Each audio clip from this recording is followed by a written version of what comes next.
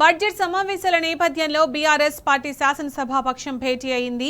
BRS అధినేత కేసీఆర్ అధ్యక్షతన తెలంగాణ భవన్లో పార్టీ శాసనసభాపక్ష సమావేశం కొనసాగుతోంది. రేపటి నుంచి ప్రారంభం కానున్న అసెంబ్లీ బడ్జెట్ సమావేశాల నేపథ్యంలో సభలో అనుసరించాల్సిన వ్యూహంపై పార్టీ ఎమ్మెల్యేలు, ఎమ్మెల్సీలకు కేసీఆర్ దిశానిర్దేశం చేస్తున్నారు.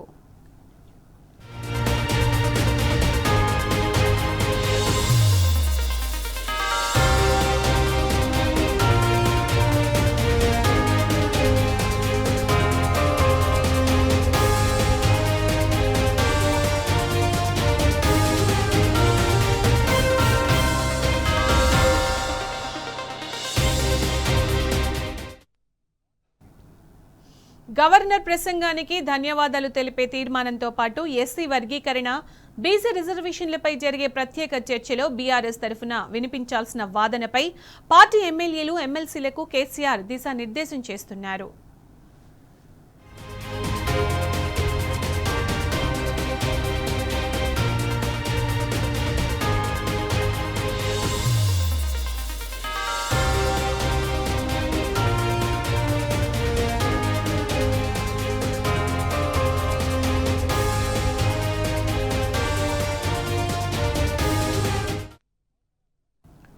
రాష్ట్రంలో కాంగ్రెస్ ప్రభుత్వం అధికారంలోకి వచ్చి 15 నెలలు గడిచినా ఇచ్చిన హామీలను అమలు చేయడంలో పూర్తిగా వైఫల్యం చెందింది. రాష్ట్రంలో వ్యవసాయ రంగం, రైతాంగం ఎదుర్కొంటున్న సమస్యలను సభ దృష్టికి తీసుకెళ్లే కార్యాచరణ తదితర అంశాలపై కూడా మార్గనిర్దేశం చేయనున్నారు. ఒకవైపు రైతుల సాగునీటి సమస్యలు, మరోవైపు తాగునీటి సమస్యలతో రోజు నిరసనలు వెల్లువెత్తుతున్నాయి. రైతుల ఆత్మహత్యలు పెరిగిపోయాయి. ఈ అంశాలను సభలో లేవనెత్తి రైతన్నలకు ధైర్యం ఇచ్చేలా బీఆర్ఎస్ అధినేత కేసీఆర్ ఎమ్మెల్యేలకు, ఎమ్మెల్సీలకు దిశానిర్దేశం చేస్తున్నారు.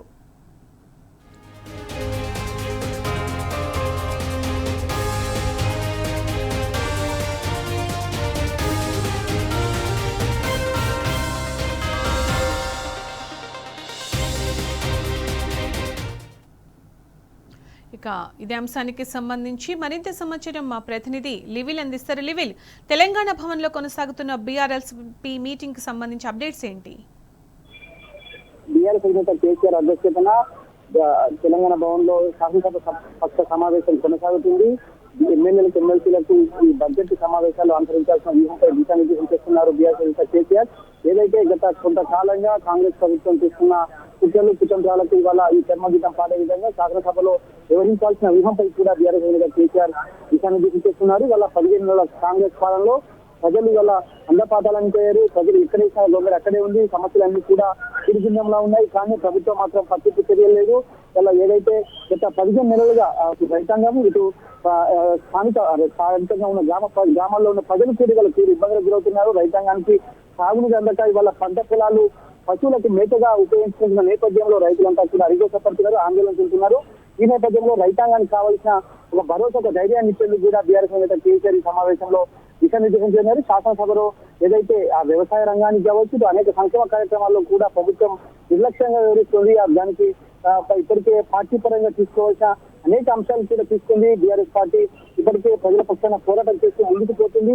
కానీ మళ్ళొకసారి కూడా ఏదైతే ఈ సమావేశాల్లో ఖచ్చితంగా ఒక దిశానిర్దేశం చేస్తూ ముందుకు పోవాల్సిన అవసరం నేపథ్యంలో శాసనసభ సమావేశాల వేదికగానే ప్రభుత్వం ఎండగడ్డ కట్టే విధంగా కూడా ఈ సమావేశాల్లో అనుసరించాల్సిన వ్యూహంపై చర్చిస్తున్నారు. ఇటు ప్రధానంగా ఎస్సీ రిజర్వేషన్లతో పాటు బీసీ రిజర్వేషన్ అంశానికి సంబంధించి ప్రభుత్వం తామే గొప్పగా చేసినట్లు చెప్పుకుంటున్న నేపథ్యంలో వారికి సంబంధించిన అంశాలపైన కూడా ఈ సమావేశంలో చర్చించి సభ ముందు ఖచ్చితంగా ప్రభుత్వాన్ని ఎండగట్టేందుకు కూడా ఈ ప్రభుత్వాన్ని ఎట్లా ఎండగట్టాలి, ఎలా ముందుకెళ్ళాలి, చేస్తున్నది ఏంటి, చెప్పింది ఏందనే విధంగా కూడా ఇవాళ ప్రభుత్వం వేస్తున్న క్రమంలో ఖచ్చితంగా స్థానికంగా ఉన్న సమస్యలతో పాటు ఇటు రాష్ట్రంలో ఉన్న సమస్యలు, అనేక రైతాంగానికి సంబంధించిన సమస్యలు, అన్ని అంశాలను కూడా బీఆర్ఎస్ కేసీఆర్ ఎమ్మెల్యేలకు, ఎమ్మెల్సీలకు దిశానిర్దేశం చేస్తున్నారు.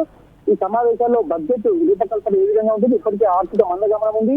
రాష్ట్రంలో పూర్తిగా సంక్షేమం అంతా కూడా అదోపాతాలు అనిచేయండి. వాళ్ళ సంక్షేమ రంగం అంతా కూడా ఎక్కడ కూడా సంక్షేమ కార్యక్రమాలు అనలేదు. రేషన్ కార్డులు అన్నారు, రేషన్ కార్డులు ఇవ్వడం లేదు. అంతేకాకుండా ఇవాళ ప్రధానంగా అవ్వాతాతలకు సంబంధించిన పెన్షన్ విషయం కూడా ఈ సమావేశాల్లో నిలిచినున్నారు. అన్ని అంశాలను కూడా ప్రధానంగా బీఆర్ఎస్ కేసీఆర్ ఈ సమావేశాల్లో అనుసరించాల్సిన వ్యూహం పెట్టిస్తున్నారు. ఇటు సాగునీటి ప్రాజెక్టుల విషయంలో కూడా ప్రభుత్వం నిర్లక్ష్యం చేయడం వల్ల ఇవాళ రైతాంగానికి నీళ్ళ కూడా పోతున్నాయి. ఆ రైతాంగం నీళ్ళ కూడా పోవడం వల్ల భూగర్భ జలాలు పూర్తిగా అడుగంటాయి. దాని ద్వారా ఇవాళ పంటలను ఎండిపోతున్నాయి.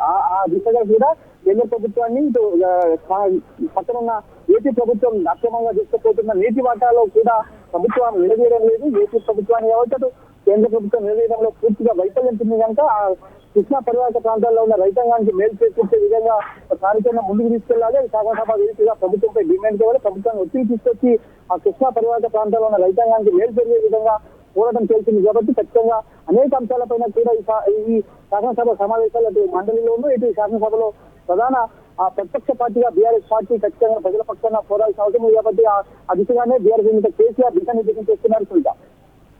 Right level. Thank you.